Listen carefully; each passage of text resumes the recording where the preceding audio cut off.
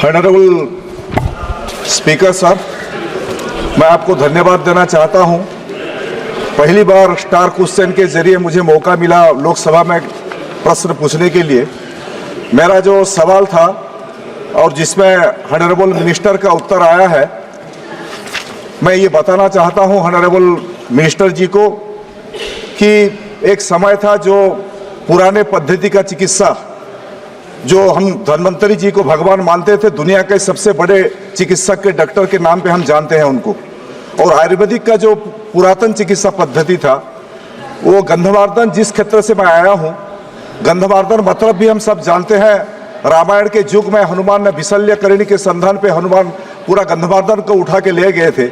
उसी गंधमार्दन पहाड़ के नीचे एक आयुर्वेदिक कॉलेज है, और उसी आयुर्वेदिक कॉलेज गंधमार्दन में महाभारत बस सुनो, आप प्रश्न पूछो।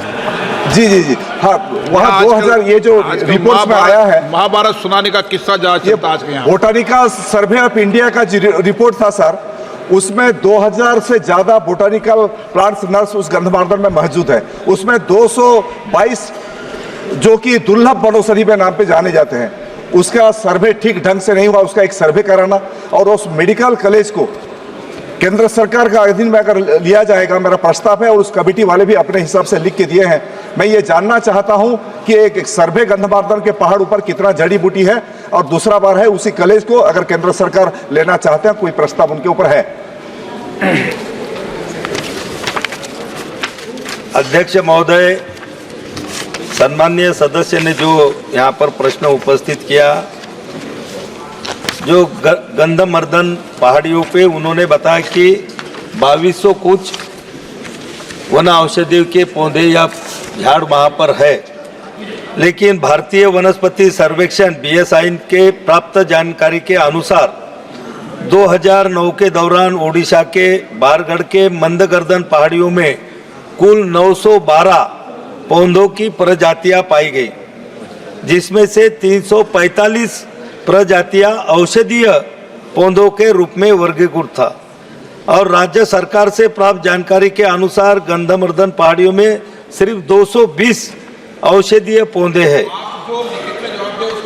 मैं उसको नहीं पढ़ रहा, मैं दूसरे पढ़ रहा हूँ उनको। तो अध्यक्ष महोदय, उनका जो प्रश्न यहाँ पर था तो उसका संरक्षण किया गया है, और उनकी जो वनस्पति है उनके संरक्षण के लिए भी आयुष मंत्रालय से निधि आवंटित किया जाता है। उसमें जो वनौषधि के बारे में जो रिपोर्ट आपके पास आया उड़ीसा सरकार की तरफ से, वहाँ बिजू जनता दल का सरकार था, वहाँ एक माइनिंग चला रहे थे उन लोग, जिसके खिलाफ एक बहुत बड़ा मूवमेंट चला था गंधमार्दन सुरक्षा के लिए। उसी मूवमेंट से हम पॉलिटिक्स में आए हैं, तो उनका रिपोर्ट जो सही नहीं है। मैं आपसे अनुरोध करना चाहता हूं, जो विशल्यकरणी वही गंधमार्दन से निकला है, तो एक बार सर्वे उसको आपका डिपार्टमेंट से मैं चाहता हूं, एक आप सर्वे करा सकते हैं क्या? दूसरे बात, वो जो आयुर्वेदिक कॉलेज है, मोदी जी के आने के बाद ये जो पुरातन चिकित्सा पद्धति को जो बढ़ावा मिला है, पहले तो उसको दबाया गया था, तो उसी आयुर्वेद वहाँ जहाँ 2000 से ज्यादा बोटानिकल मेडिसिनल प्लांट्स नर्स है, अगर उसको हम इस्तेमाल कर सकते हैं केंद्र सरकार, तो एक बड़े पैमाने पर एक बड़ा अनुष्ठान बन सकता है। इसके बारे में केंद्र सरकार कोई प्रस्ताव लेंगे क्या? अध्यक्ष महोदय, आयुष मंत्रालय का काम ही आयुर्वेद को बढ़ावा देना है और आयुर्वेद का प्रचार प्रसार करना है। माननीय सदस्य ने जो यहाँ पर प्रश्न पूछा है कि गंधमार्दन पर्वत पे बहुत सारी ऐसी वनस्पतियाँ हैं कि जो आयुर्वेद में दवा बनाने के लिए उपयोग में ला सकती है। जो पहले का सर्वे था, उनका कहना है कि वो सर्वे थोड़ा ठीक नहीं हुआ था, दोबारा उसका सर्वे किया जाए तो निश्चित रूप से हम उसका दोबारा सर्वे करने के लिए भी हम वहाँ पर BSI को निर्देश देंगे, और निश्चित रूप से जितनी भी वहाँ पर वन औषधियों के पौधे वहाँ मिलते हैं उसकी संरक्षण करने के लिए हम वहाँ पर कोशिश करेंगे।